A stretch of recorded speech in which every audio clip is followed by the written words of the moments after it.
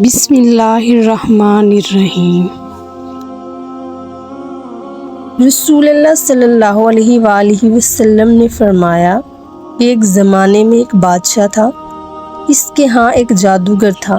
جب جادوگر بوڑھا ہوا تو اس نے بادشاہ سے کہا کہ اب میں بوڑھا ہو گیا ہوں اور میری موت کا وقت قریب آ رہا ہے، مجھے کوئی بچہ سونپ دو تاکہ میں اسے جادو سکھا دوں۔ چنانچہ ایک ذہین لڑکے کو جادوگر تعلیم دینے لگا۔ لڑکا اس کے ہاں جاتا تو راستے میں ایک راہب کا گھر پڑتا، جہاں وہ عبادت میں اور وعظ و نصیحت میں مشغول ہوتا۔ بچہ کھڑا ہو جاتا اور اسے دیکھتا اور اس کے طریقے عبادت کو دیکھتا اور وعظ سنتا۔ آتے جاتے یہاں رک جایا کرتا تھا۔ یوں ہی ایک زمانہ گزر گیا۔ ایک طرف تو وہ جادو سیکھتا اور دوسری طرف کلام اللہ اور دین اللہ سیکھتا۔ ایک دن یہ دیکھتا ہے کہ راستے میں ایک زبردست ہیبت ناک سانپ پڑا ہے، جس نے لوگوں کی آمدرفت بند کر رکھی ہے۔ ادھر والے ادھر اور ادھر والے ادھر ہیں اور سب لوگ ادھر ادھر پریشان کھڑے ہیں۔ اس نے اپنے دل میں سوچا کہ آج موقع ہے، میں امتحان لوں، راہب کا دین خدا کو پسند ہے یا جادوگر کا۔ اس نے ایک پتھر اٹھایا اور یہ کہہ کر اس پر پھینک دیا کہ اے خدایا، اگر تیرے نزدیک راہب کا دین جادوگر کی تعلیم سے زیادہ محبوب ہے تو اس جانور کو اس پتھر سے ہلاک کر دے تاکہ لوگوں کو اس بلا سے نجات مل جائے۔ پتھر لگتے ہی وہ جانور ہلاک ہو گیا اور لوگوں کا آنا جانا شروع ہو گیا، اور پھر لڑکے نے جا کر راہب کو خبر دی۔ اس نے کہا، پیارے بچے، آج کے دن تو مجھ سے افضل ہے، اب خدا کی طرف سے تیری آزمائش ہوگی۔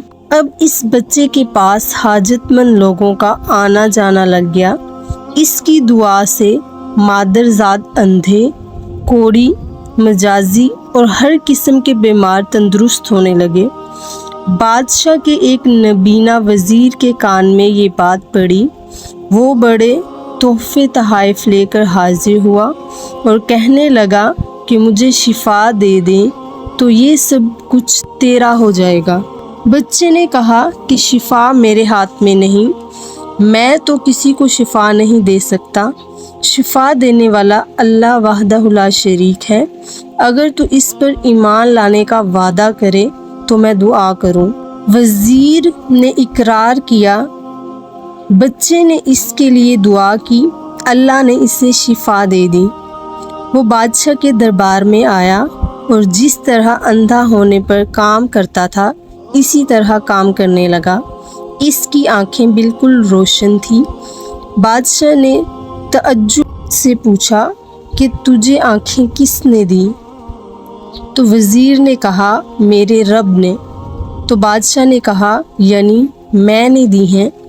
تو وزیر نے کہا، نہیں، میرا اور تیرا رب صرف اللہ ہے۔ اب بادشاہ نے اس کی مار پیٹ شروع کر دی اور طرح طرح کی تکلیفیں دی اور پوچھنے لگا، تجھے یہ تعلیم کس نے دی؟ آخر وزیر نے بتایا کہ میں نے اس بچے کے ہاتھ پر اسلام قبول کیا ہے۔ بچے کو بلوایا گیا اور کہا کہ اب تم جادو میں کامل ہو گئے ہو، اندھوں کو دیکھتا اور بیماروں کو تندرست کرنے لگے ہو۔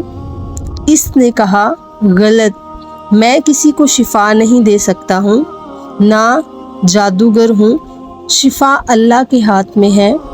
تو بادشاہ کہنے لگا، اللہ تو میں ہی ہوں۔ تو بچے نے کہا، ہرگز نہیں۔ بادشاہ نے کہا، تو پھر میرے سوا کسی اور کو رب مانتے ہو؟ تو بچہ بولا، میرا اور تیرا رب صرف اللہ ہے۔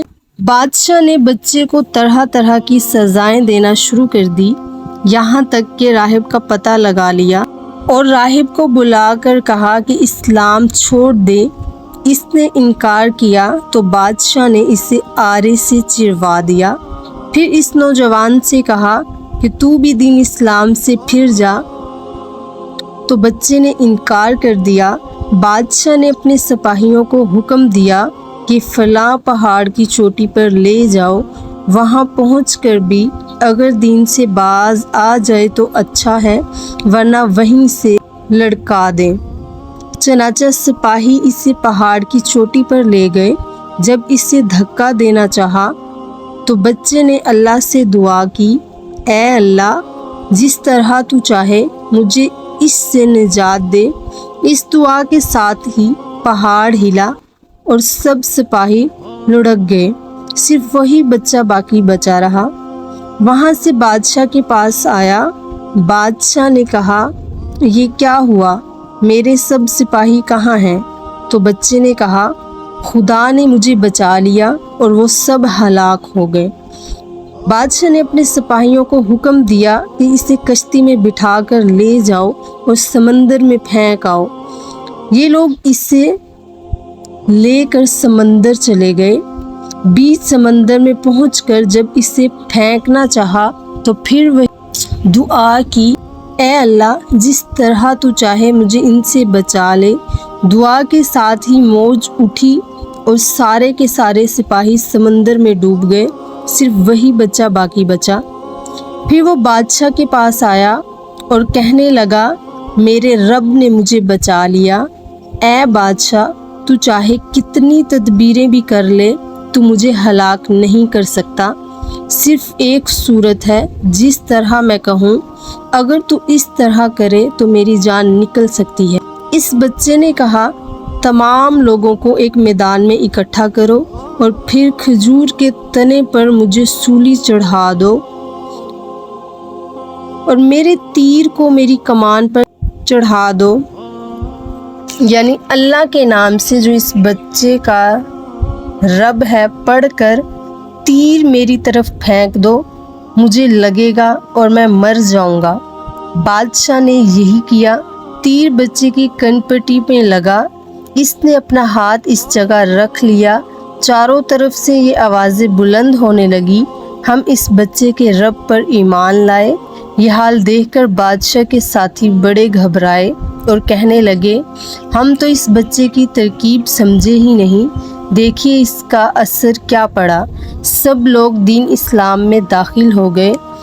ہم نے تو اسے اس لیے قتل کیا تھا کہ کہیں اس کا مذہب پھیل نہ جائے، لیکن جو ڈر تھا سامنے ہی آ گیا اور سب مسلمان ہو گئے۔ بادشاہ نے کہا، اچھا یہ کرو کہ تمام محلوں اور راستوں میں خندقیں کھدواؤ، ان میں لکڑیاں بھرو اور آگ لگا دو۔ جو اس دین سے پھر جائے چھوڑ دو اور دوسروں کو اس میں پھینک دو۔ مسلمانوں نے صبر، شکیب اور سہارے کے ساتھ آگ میں جلنا منظور کیا، اس میں کودنے لگے۔ البتہ ایک عورت جس کی گود میں دودھ پیتا بچہ تھا ذرا جھجکی تو اس بچے کو ماں نے بولنے کی طاقت دی۔ اس نے کہا، اماں کیا کر رہی ہیں؟ آپ تو حق پر ہیں، صبر کرو اور اس میں کود پڑو۔